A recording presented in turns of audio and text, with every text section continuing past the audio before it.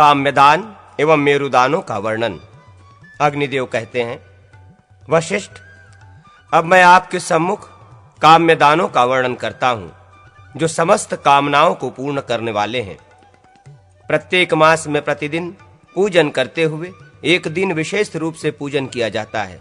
इसे काम्य पूजन कहते हैं। वर्ष के समाप्त होने पर गुरु पूजन एवं महापूजन के साथ व्रत का विसर्जन किया जाता है। जो मार्गशीर्ष मास में शिव का पूजन करके पिष्ट, आटा निर्मित अश्व एवं कमल का दान करता है, वो चिरकाल तक सूर्यलोक में निवास करता है।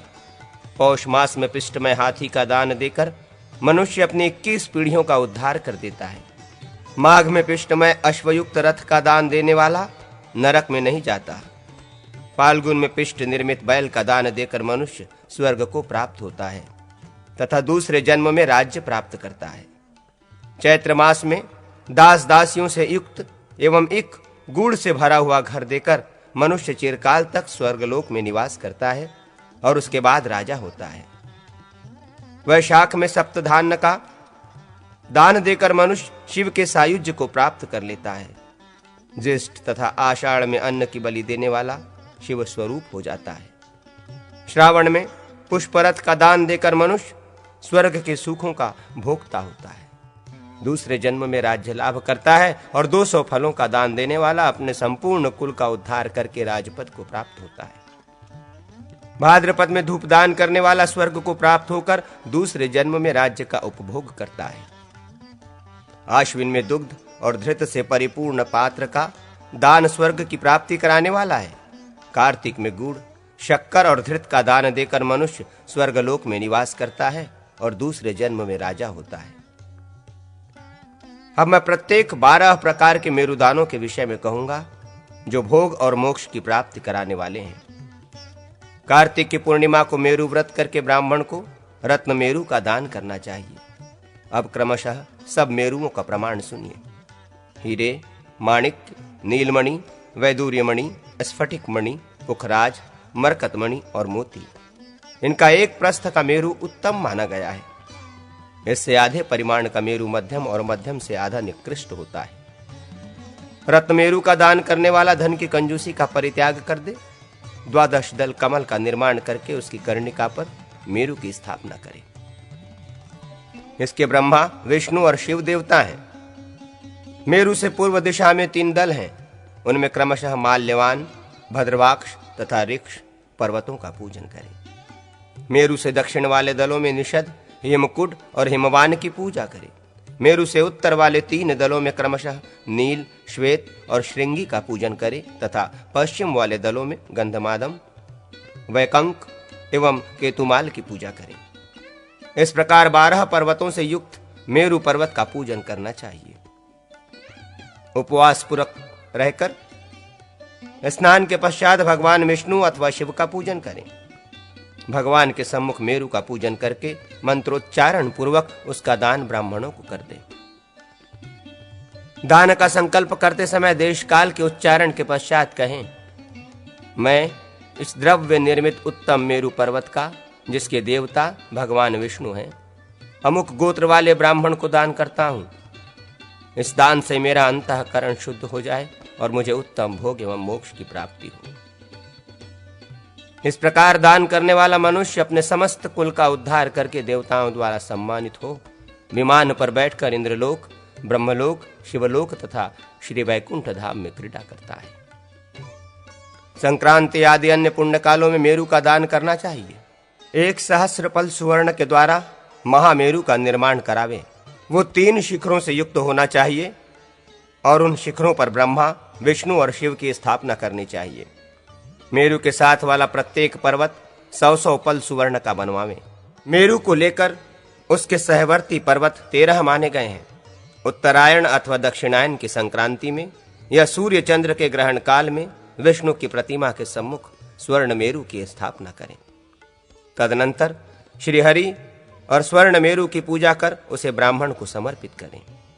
ऐसा करने से मनुष्य चिरकाल तक विष्णु लोक में निवास करता है। जो 12 पर्वतों से युक्त रजत मेरु का संकल्प पूर्वक दान करता है, वो उतने वर्षों तक राज्य का उपभोग करता है जितने कि इस पृथ्वी पर परमाणु हैं। इसके सिवा वो पूर्वोक्त फल को भी प्राप्त कर लेता है। भूमि मेरु का दान विष्णु एवं ब्राह्मण की पूजा करके करना चाहिए। एक नगर, जनपद अथवा ग्राम के 8वें अंश से भूमि मेरु की कल्पना करके अवशिष्ट अंश से शेष 12 अंशों की कल्पना करनी चाहिए। भूमि मेरु के दान का भी फल पूर्ववत होता है। 12 पर्वतों से युक्त मेरु का हाथियों द्वारा निर्माण करके 3 पुरुषों सहित उस हस्ती मेरु का दान करें। वो दान देकर मनुष्य अक्षय फल का भागी होता है। 15 अश्वों का अश्वमेरु होता है। इसके साथ 12 पर्वतों के स्थान 12 घोड़े होने चाहिए। श्री विष्णु आदि देवताओं के पूजन पूर्वक अश्वमेरु का दान करने वाला इस जन्म में विविध भोगों का उपभोग करके दूसरे जन्म में राजा होता है।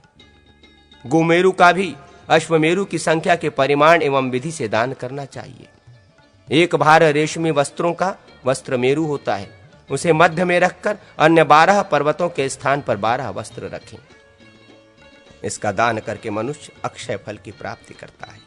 5000 पल धृत का आज्य पर्वत माना गया है। इसका सहवर्ती प्रत्येक पर्वत 500 पल धृत का होना चाहिए। इस आज्य पर्वत पर श्री हरि का यजन करें, फिर श्री विष्णु के सम्मुख इसे ब्राह्मण को दान कर मनुष्य इस लोक में सर्वस्व पाकर श्री हरि के परम धाम को प्राप्त होता है।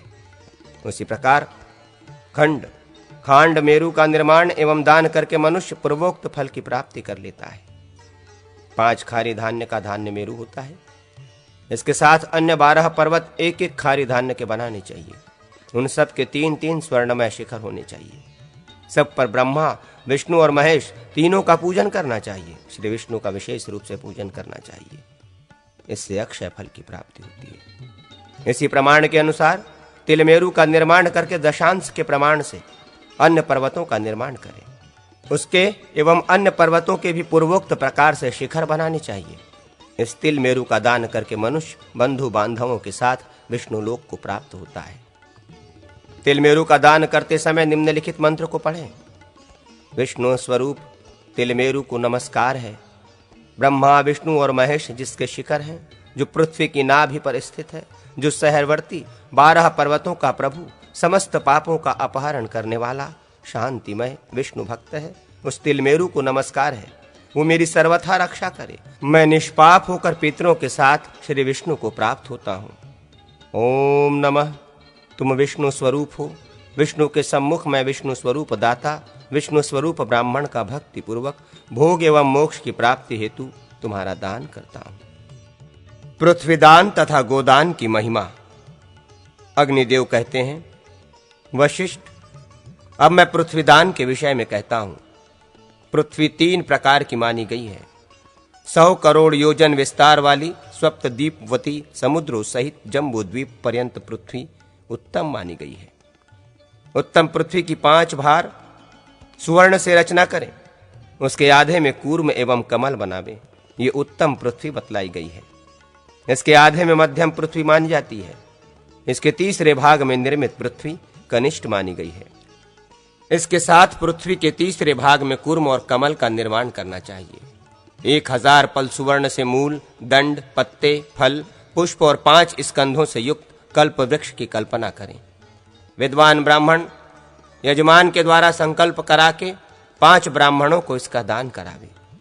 इसका दान करने वाला ब्रह्मलोक में पितृगणों के साथ चिरकाल तक आनंद का उपभोग करता है। 500 पल सुवर्ण से कामधेनु का निर्माण करा के विष्णु के सम्मुख दान करे।